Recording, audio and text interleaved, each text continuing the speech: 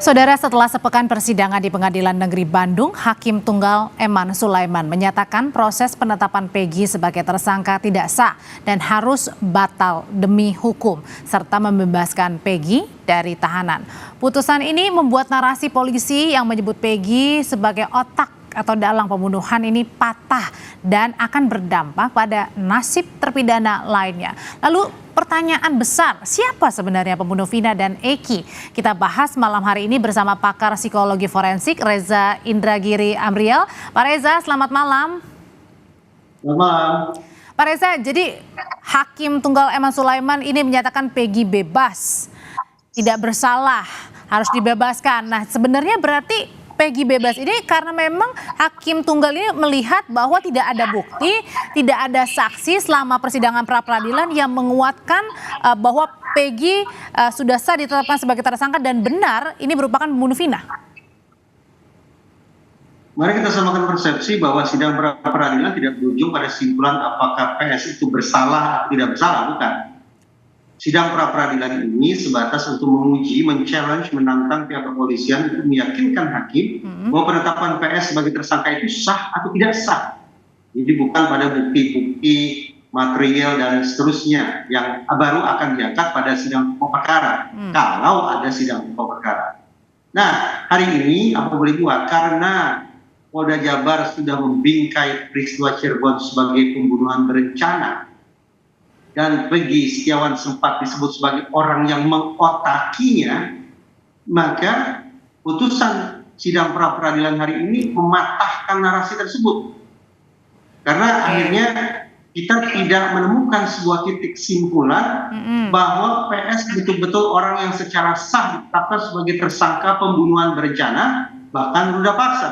Karena PS tidak dikunci sedemikian rupa, maka nasib ke-8 orang yang ada di dalam penjara itu apa? Apakah mereka kaki tangan PS atau seperti apa? Nah, inilah pertanyaan susulan yang semestinya bisa menggulirkan mekanisme hukum luar biasa berupa PK. Sebelum kita bertanya kepada sebenarnya nih para terpidana jangan-jangan benar-benar salah atau gimana nih? Nah, tapi pertanyaan besarnya kalau gitu yang sekarang, kalau gitu siapa dong pembunuh Vina dan Eki?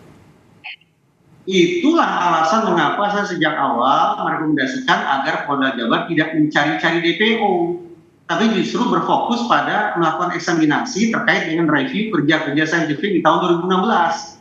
Pandangan saya ini ternyata segendang skenario dengan testimoninya disampaikan oleh Kapolri lewat Wakapolri bahwa kerja penegakan hukum pada tahun 2016 atas kasus Cirebon tidak sungguh-sungguh berdisiplin dengan kaidah saintifik. Harapan saya kalau eksaminasi itu dilakukan ke titik hulu, mudah-mudahan akan membantu pihak Polda Jabar, mungkin Mabes Polri, untuk menemukan siapa gerangan pihak yang sudah melakukan tindakan sedemikian kejam terhadap kedua korban. Tapi masalahnya waktu itu pernyataan dari Kapolri yang disampaikan oleh Wakapolri kan setelah penetapan Peggy ya pada waktu itu ya, untuk mengingatkan lagi ya.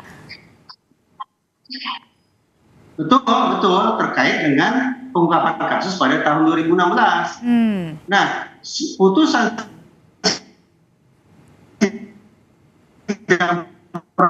peradilan hari ini bisa saja dalam melakukan mitigasi penegakan hukum tahun 2016. Penegakan hukum tahun 2016 yang penuh dengan tanda tanya itu, yang bahkan Kapolri akui dangkal terkait kerja saintifik itu, ternyata hari ini seolah-olah diperberat situasinya, sebagaimana yang kemudian kita bisa tafsirkan dari putusan sidang pra-peradilan. Nah, kalau gitu pertanyaan selanjutnya Pak Reza, gimana caranya mencari buktinya, mencari pelakunya? Karena kan pelakunya Peggy ini kemudian saat ini kita sudah tahu putusannya seperti apa, dibebaskan dia. Nah, kalau gitu berarti mulai dari mana lagi nih? Bukti mana lagi? Sebelum mencari siapa pelaku yang sesungguhnya, pertanyaan yang lebih mendasar adalah apakah benar 8 orang terpidana itu adalah pelakunya? Itu pertanyaan yang paling mendasar yang justru lebih penting untuk dijawab terlebih dahulu agar kemudian tidak terkesan kita sudah memenjarakan orang yang tidak bersalah. Nah, untuk menjawab pertanyaan ini, yaitu benarkah 8 orang itu sungguh-sungguh merupakan pelaku, maka kembali kerja saintifik. Bicara tentang kerja saintifik, sejauh ini kita sebatas menyoroti tentang CCTV yang tidak dibuka, sperma yang tidak dilakukan uji DNA, serta hasil otopsi yang juga penuh dengan sorotan masyarakat. Sesungguhnya menurut saya, firasat saya mengatakan ada satu alat bukti lagi yang patut untuk diungkap Apa itu, Pak? Yaitu mari kita berangkat dari asumsi.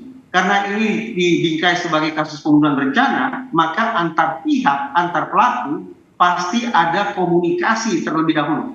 Karena Perencanaan itu bukanlah HP mereka. Siapa, dengan siapa, terkait apa, jam berapa, itu yang perlu dijawab kalau HP mereka bisa dibuka.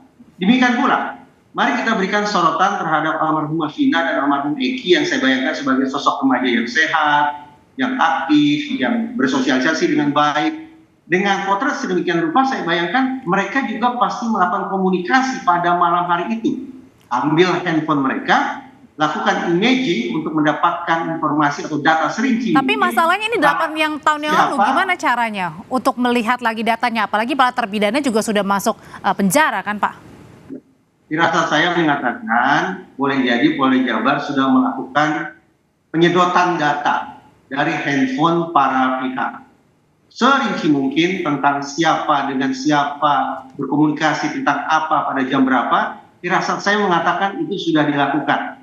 Nah, tinggal dicari di mana kira-kira soft copy dan juga barangkali hard copy tentang penyedotan data dari handphone seluruh pihak tersebut. Dengan kata lain, bukti elektronik yang sudah dibedah secara forensik itulah yang sungguh-sungguh saya pribadi sangat nantikan. Firasat saya juga mengatakan kalau bukti komunikasi elektronik itu dibuka secara rinci, tidak tertutup kemungkinan simpulan tentang kasus Cirebon akan berbalik 180 derajat. Dan kalau misalnya untuk sekarang nih, tadi kan kita juga nggak tahu nih, jangan-jangan terpidana yang sudah masuk penjara ataupun sudah bebas ini jangan-jangan juga tidak bersalah. Nah, ini bagaimana kalau gitu, Pak Reza? Bisa katakan berulang kali, tidak usah memfokuskan diri pada mencari-cari DPO. Tidak usah memforsir diri terlalu banyak, menghabiskan waktu dan stamina untuk mencari keterangan. Tapi lakukan pengecekan ulang kembali terhadap kerja saintifik, bukti-bukti saintifik. Itulah yang semestinya diandalkan untuk mengungkap kasus Cirebon. Bahkan saya berpandangan, kalaulah sekiranya Polri atau Polda Jabar mau melakukan eksaminasi ke titik hulu seperti yang saya katakan tadi, lalu disimpulkan bahwa kerja saintifik pada tahun 2016 tidaklah optimal, bahkan mungkin ditemukan adanya bukti-bukti saintifik baru, justru Polda Jabar atau Polri lah yang membawa alat bukti ini untuk menggerakkan peninjauan kembali. Lazimnya peninjauan kembali merupakan langkah hukum luar biasa yang dilakukan oleh terpidana. Tapi kalau ternyata dalam kasus ini peninjauan kembali digerakkan oleh alat bukti yang ditemukan oleh Polri sendiri terkait kerja saintifik mereka pada tahun 2016, saya akan anggap itu sebagai sebuah kebesaran jiwa, kerendahan hati yang amat sangat istimewa dari Korps Tribrata. Nah, kalau misalnya butuh juga nggak untuk mencari sebenarnya lebih detail lagi atau mungkin lebih lebih pelan-pelan lagi sebenarnya dimaksud Peggy Peron ini siapa? Bisa nggak dari situ juga, Pak? Pertanyaan itu tidak salah, tapi pertanyaan itu akan kembali pada fokus mencari-cari DPO. Oh, oke, balik lagi. Saya pribadi tidak menganggap bahwa mencari-cari DPO merupakan agenda yang harus diprioritaskan. Jadi harusnya yang tadi dikupas atau dibuka lagi adalah pembicaraan ya yang terjadi 8 tahun lalu. Berbicara seluruh bukti saintifik. Bukti saintifik. CCTV, uji sperma, kemudian hasil otopsi, plus yang baru sekarang kita angkat bersama-sama, yaitu tentang bukti komunikasi elektronik para pihak pada malam itu. Siapa dengan siapa, tentang apa, jam berapa, itu yang perlu kita buka. Dan buka para pihak itu atau menguji untuk siapa berkomunikasi apa, berbicara apa, itu adalah yang terpidana saat ini berada di penjara. Itu dulu mulainya. Betul.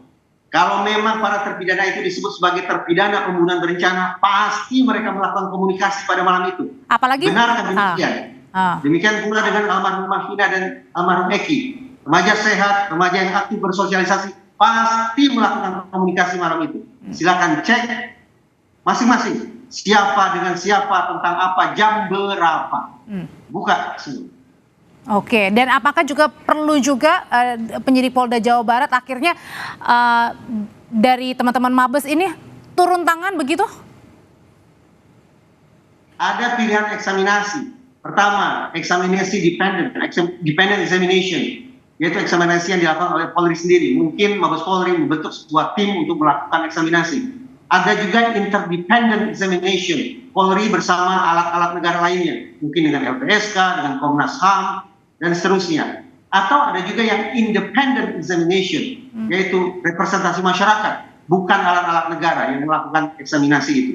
Bagi saya, yang terbaik adalah format hybrid, mengkombinasikan seluruh stakeholders.